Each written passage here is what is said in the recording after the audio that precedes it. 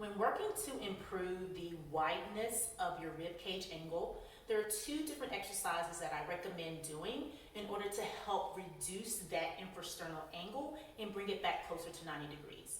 So one of the muscles that attach to your rib cage is your external oblique. The direction in which the fiber of the muscles run is kind of like a down and over orientation, okay? So getting those muscles on both sides, if it's just a wide rib cage and when both sides are wide, we want to activate those muscles and get them stronger in order to help bring that rib cage angle down, all right? This takes time. It takes time of getting those muscles to hypertrophy and actually getting that bone structure to come back down to size. So you want to be consistent with these exercises, okay? So the first exercise that you want to do, we're going to be doing a small crunch with proper breathing, so don't let the crunch scare you.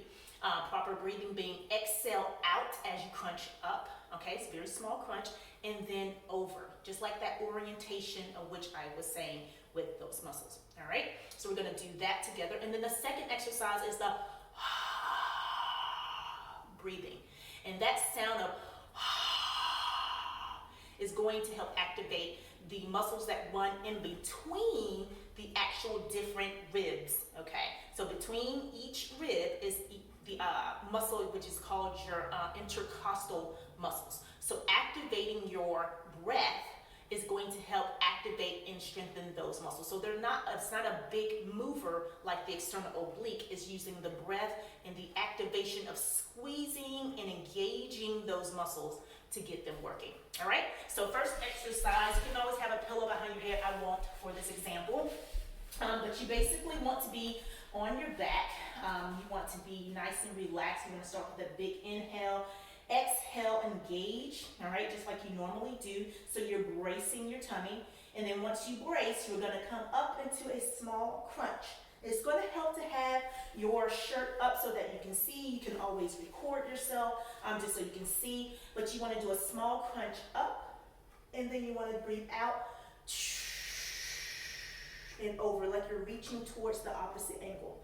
Very small, and you should feel that muscle on that side activate, okay? If your rib cage is really wide and it's sort of sunken in, if you have like a low body fat percentage, you should see this pretty well. But you can use your hands, but you're essentially going right under that rib cage, and you want to feel those muscles activate and cut on.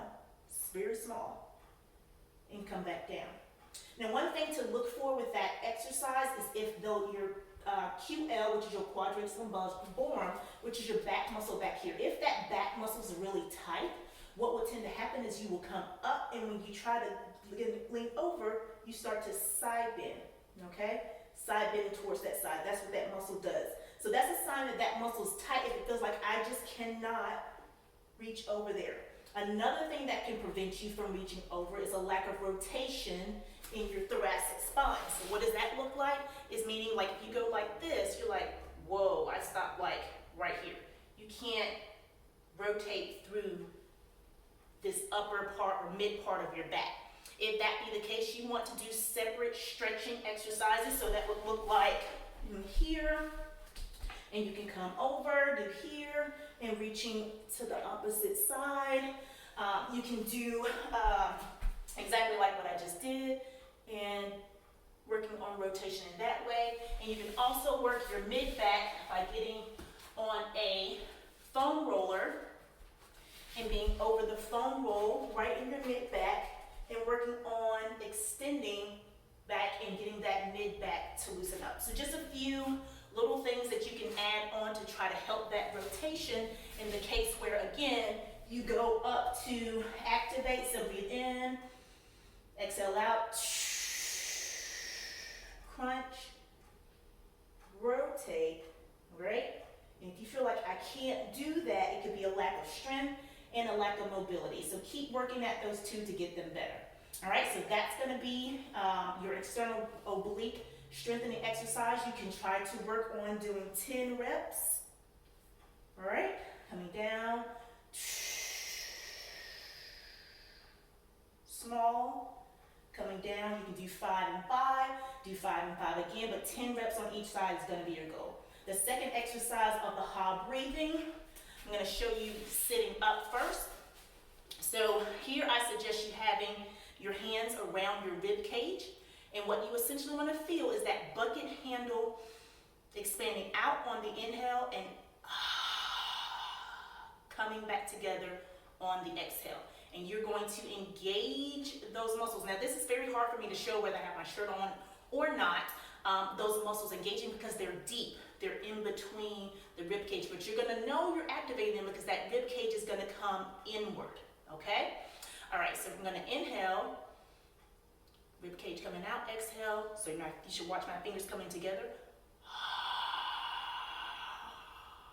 See how my fingers are now touching. So coming away from each other. And exhale.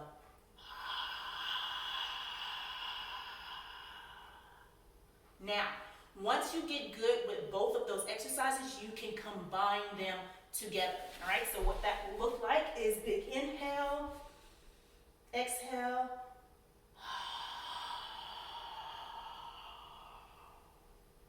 hold it, come back down, inhale, exhale,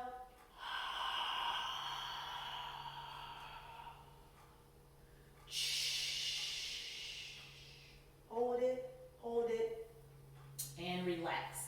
So again, that is with the sole focus of I have a wide rib cage angle and I need to work to get that back down to 90. So that's going to be in combination with other exercises you need to do to strengthen your T's. But keep in mind, your rectus abdominis muscle, which is the muscle that we need to help get stronger, to help narrow the gap if you do have a wide gap, that muscle attaches to your rib cage angle.